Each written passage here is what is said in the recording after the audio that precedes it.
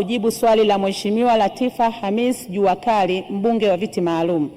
Mheshimiwa Mwenyekiti, kwa mujibu wa sera ya management na ajira katika utumishi wa umma toleo la pili la mwaka 2008 ikisomwa pamoja na sheria ya utumishi wa umma sura 298, ajira katika utumishi wa umma hupatikana kwa ushindani na uwazi. Kujitolea katika utumishi wa umma huwezesha vijana kujipatia ujuzi wa ziada pamoja na kuwapa uzoefu na uwezo wa kushindana pindi ajira zinapotangazwa. Mheshimiwa Mwenyekiti, serikali itaendelea kuweka mazingira wezeshi kwa vijana kupata mafunzo kwa vitendo ili kujipatia sifa za ajira katika utumishi wa umma pindi nafasi za taaluma zao zinapotangazwa na serikali. Asante Mheshimiwa Mwenyekiti. Mheshimiwa Latifa Hamis Juakali. Asante Mheshimiwa Mwenyekiti. Kwanza namshukuru Mheshimiwa Naibu Waziri kwa majibu mazuri ya kutia moyo, lakini pia naomba nichukue fursa hii kumshukuru sana na kumpongeza Mheshimiwa Rais kwa ajira alizozitoa katika kada ya afya na katika kada ya elimu. Lakini Mheshimiwa Mwenyekiti, nilikuwa na maswali mawili ya nyongeza.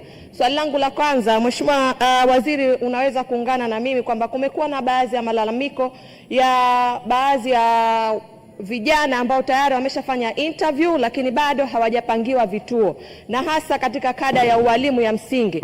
Mheshimiwa Naibu Waziri, ni nini kauli ya serikali juu ya vijana hawa ambao tayari wameshafanya interview na bado hawajapangiwa vituo?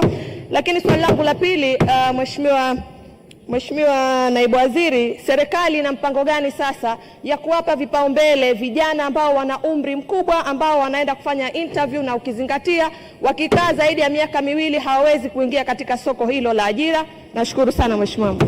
Majibu Mheshimiwa Waziri.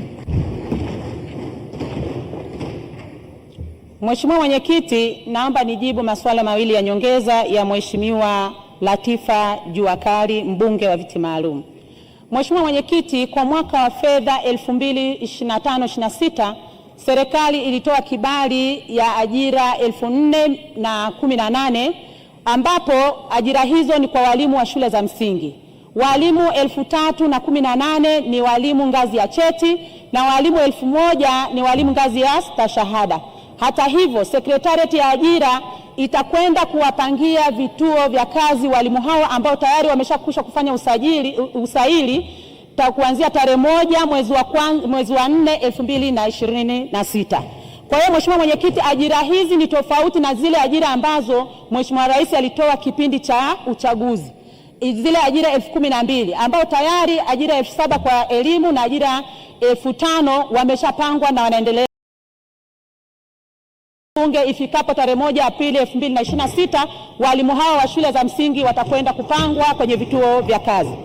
Swali la pili, Mheshimiwa Mwenyekiti, kwa mujibu wa sera ya management na ajira katika utumishi wa umma toleo la pili la mwaka 2008 imeeleza wazi kwamba ajira zitatolewa kwa ushindani.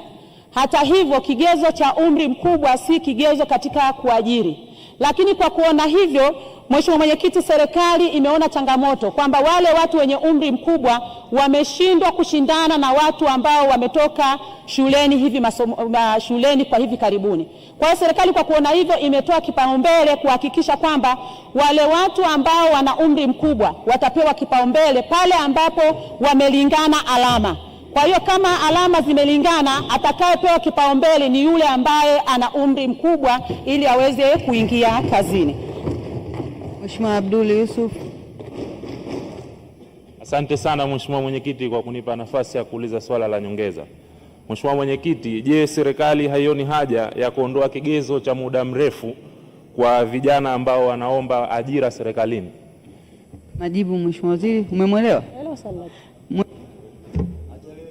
Mheshimiwa Abdul. Mheshimiwa Mwenyekiti, je, serikali haioni haja ya kuondoa kigezo cha uzoefu wa muda mrefu kwa vijana wanaoomba ajira serikalini? Mheshimiwa Waziri, kama unajibu sawa, kama huna. Kwanza nikushukuru kama nilivyokwisha kusema kwamba kwa mujibu wa sera ya management na ajira katika utumishi wa umma toleo la pili la mwaka 2008 kwa sasa ajira ni za ushindani na kigezo cha uzoefu hakipo.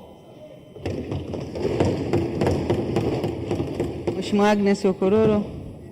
Mheshimiwa Mwenyekiti, nakushukuru kwa kuwa serikali imekiri katika majibu ya swali la msingi kwamba vijana wanaojitolea wamekuwa wanajengewa uwezo. Je, serikali haioni haja ya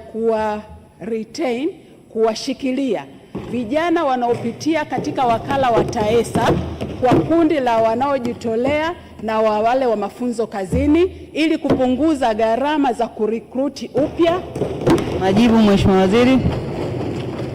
Asante Mheshimiwa Mwenyekiti. Serikali imeendelea kutoa miongozo mbalimbali inayohusiana na ajira kwa watumishi wa umma. Hata hivyo, serikali imetoa mwongozo namna ambavyo tunakwenda kuwapata vijana ambao wanajitolea kwenye taasisi mbalimbali. Kabla ya mwongozo huo, vijana wengi wamekuwa wakiomba na wengine wakiomba kwenye taasisi wanapewa upendeleo kwa sababu ya kufahamiana na kujuana. Lakini kwa kuona hilo, serikali imeamua kutoa mwongozo ambao unaelekeza kwamba ili upate nafasi ya kujitolea ni lazima upitie mchakato. Lakini kulingana na swali la Mheshimiwa mbunge, ni kweli kwamba serikali inaona kuna haja ya kuendelea kuajiri wale watu wenye uzoefu, ambao tayari wamesha kujitolea, lakini kwa kuzingatia mjibu wa sera ambayo tumejiwekea sisi kwamba ni lazima ushiriki katika mchakato wa ushindani ili kujenga usawa. Kwa sababu wakati mwingine umepata nafasi ya kujitolea kwa sababu ya kufahamiana. Sasa yule kijana ambaye hajapata nafasi moja kwa moja hatapata nafasi hiyo ya ajira. Kwa hiyo ili kuleta usawa ni lazima tushiriki kwenye swala la ushindani ili ajira zetu ziwe kwa usawa.